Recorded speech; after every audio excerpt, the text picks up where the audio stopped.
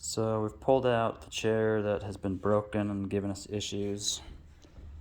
We were sent this replacement piece, and it lights up, and the chair still fails to move up or down, so I think we have a bad motor.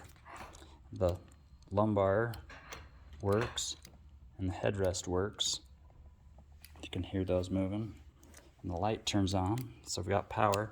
Same thing that we had before. We tried this out before, so we